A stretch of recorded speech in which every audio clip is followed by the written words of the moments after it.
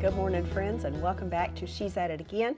Today it is so sunny. Now, a week ago today, schools were closed because we had snow on the ground. Panic, we don't drive on ice down here. This is not Kansas City and this is not Minnesota. We don't know how to drive on snow, so everybody's going to just stay locked down. But today it is supposed to be like 73 degrees. Yesterday it was up to 72. Oh, I was enjoying it so much. What a gift, and I do not say that lightly. What a gift we are given on days like this in February when it's so lovely outside. Now I'm going to be making some soup right now. This is called Good Neighbor corn soup, and it goes together so quickly, and the reason I'm doing that is because I got other things to do. It's sunny outside, so let's go make our soup real quick. Okay, I had this set up to where you can see everything. I've got my ingredients for the most part back here, so I have my pan heating up already, and I am going to take, let's see, I'm going to put my butter in there first. We're going to go with 2 tablespoons of unsalted butter. Drop that in the pan. I have about a 1/4 cup to a 1/3 of a cup of chopped yellow onion. Put that in there.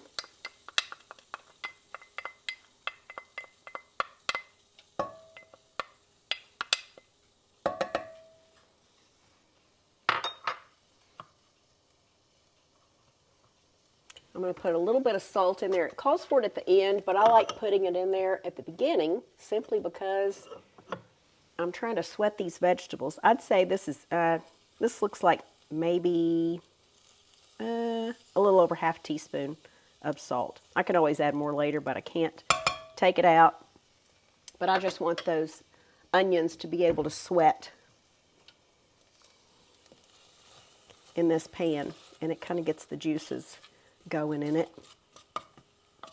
I also have 1 pound of frozen organic corn over here. Now this still has ice crystals in it because I just took it out of the bag. I'll show you what kind it is.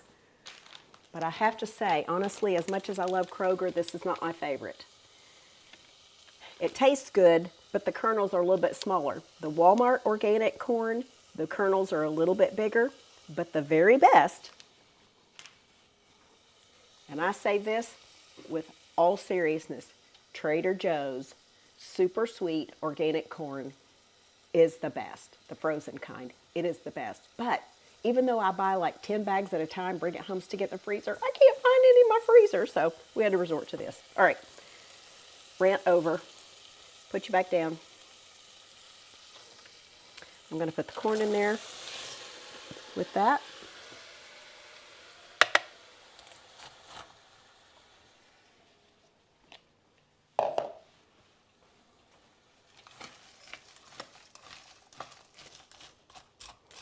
And I'm going to cook this a little while until it's tender, so we'll probably fast forward through this or just skip through this process so you don't have to just watch corn cook. We're just going to cook it until the onion is transparent and tender and the corn doesn't have ice crystals on it anymore.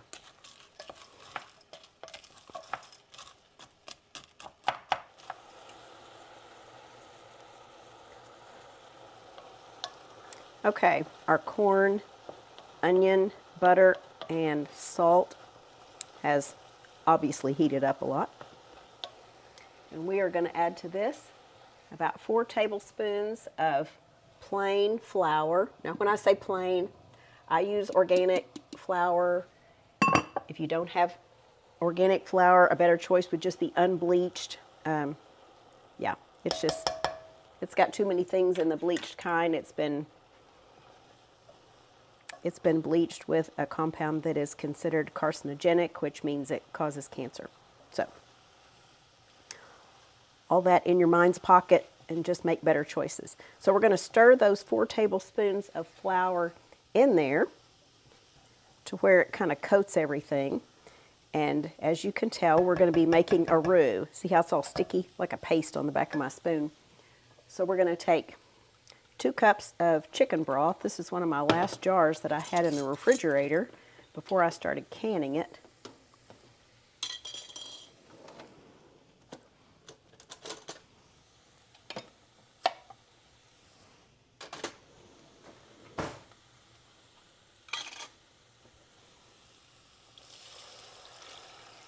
2 cups of chicken broth. I want to get that little bit of fatty goodness off the lid and put it in there. Once this heats up, that blob of basically a flour paste will come off the spoon. Whatever I don't rake off will come off eventually when it heats up. We'll let that get hot. That'll start getting thick, and then we're going to add some milk to it as well. I'm going to add a little bit of pepper to this. I just got my pepper grinder filled back up, so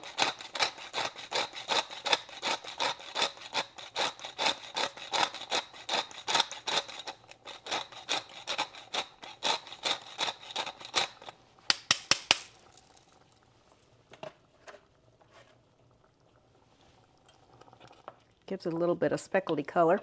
All right, we're going to add now 2 cups of whole milk. I'm going to add this a little bit slower just because it seems like it takes forever for it to heat back up when I dump it all in there at once.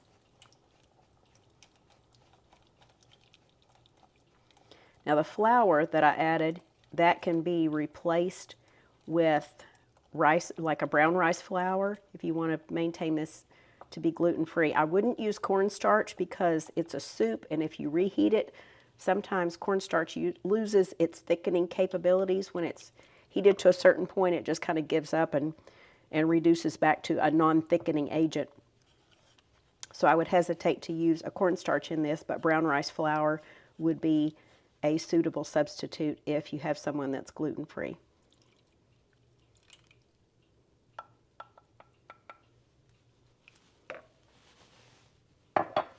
To this, I'm also going to add about a half cup of chopped bacon. A better choice in buying bacon is always the nitrite free, which is uncured bacon. Now, if you're thinking to yourself, what do you mean uncured? I've never seen that in my store. You probably have seen it and just don't realize it. Just read the label and it will tout uncured on there because they're quite proud of their product, and it's not like it's the majority of the bacon out there. But when you find uncured meats and uncured bacon, just consider just biting the bullet and purchasing it because it's a much better choice than cured products. Again, cured products having carcinogens in it, or carcinogens in it, so just try to steer clear of those. The recipe calls for a small can of green chilies. Did I have a small can? Nope, I had a big can, so I'm going to use about half of these green chilies. Now, if you're looking at trying green chilies, you never had them before, and you're thinking, oh, I don't like spicy things. Green chilies are not spicy. They just have a lovely, lovely pepper flavor to them. I can't describe it any better than that other than lovely because they are some of my favorites. But I use it in salsa. You can put these in scrambled eggs. You just put them in all kinds of things, and it adds such a delightful flavor to it, but they are not spicy. Diced green chilies or whole green chilies, you can cut them up yourself. And no matter how many cans I have in my pantry, every time I go to look for one, I'm like, I'm out of green chilies. So I try to keep about 5 or 6 cans at all times, and I'm talking like the big cans, big giant cans, because I make a particular casserole with that. I think I've done a video on that before, and it's phenomenal, but I almost hate to use it because I can't find them in the stores anymore. It's so frustrating. They had them for a while, and then they stopped carrying them about the time I got used to buying them.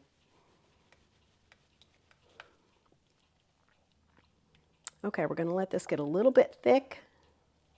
Make sure it heats up again, and then we're going to add our cheese to it. And this is almost done.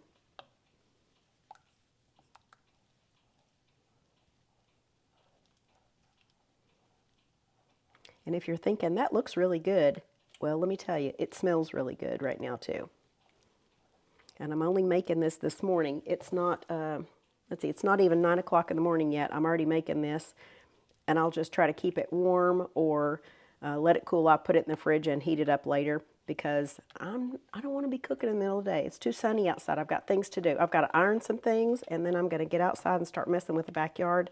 I've got some ideas to rearrange things out there and do some landscaping, and you don't normally get that opportunity in February, so I'm pretty pumped about it. And coming off of having a cold for the last, let's see, 14, 15, 16, 17 days. This is ridiculous. So I'm feeling a whole lot better now. Haven't videoed anything for 2 weeks. So all the things you've been seeing that have come out recently were things I did before I got sick. And it hit me like a freight train. But I'm feeling so much better. I still sound kind of hollow when I hear my voice on, when I play back the videos. I'm like, oh, that sounds so horrible. But you know what? At least my microphone's working and you can understand what I'm saying, hopefully. Okay, last thing we're going to add is our cheese. And this calls for about 2 cups of shredded cheddar, which is about 8 ounces. And I've shredded more than that. So I'll just put part of it on here, and I'll put part of it back in a container in the fridge because I can always use shredded cheese on something. I'll put that and my leftover green chilies in a little container and have it for something else. Okay, and this is Good Neighbor corn soup, and it is done. Let me see if I can turn this around where you can see it just a tiny bit better.